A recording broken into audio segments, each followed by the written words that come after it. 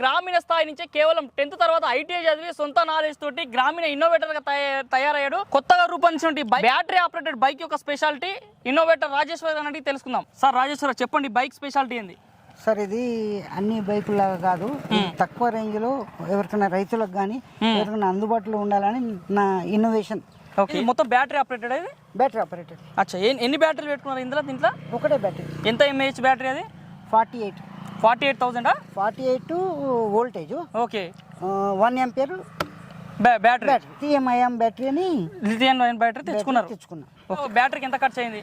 బ్యాటరీకి 30,000 అయింది. 30,000 బ్యాటరీ తోటి ఒకసారి ఛార్జ్ చేసుకుంటే ఎన్ని కిలోమీటర్లు పోతుంది?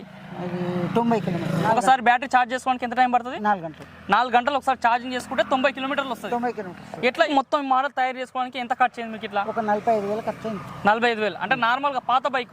ఏది Bajaj bike? Bajaj boxer. Bajaj boxer bike. ఖరాబ్ అయిన బైక్ ని మీరు మొత్తం ఇంజన్ అన్ని తీసేసారు. అన్ని తీసేసి ఓన్లీ బ్యాటరీ టైర్లు మార్చుకొని సెట్ చేసుకోరు.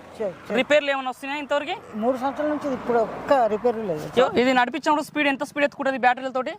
40 నుంచి 70-80 వరకు పోతుంది. 40 నుంచి 80 వరకు స్పీడ్ పోతుంది.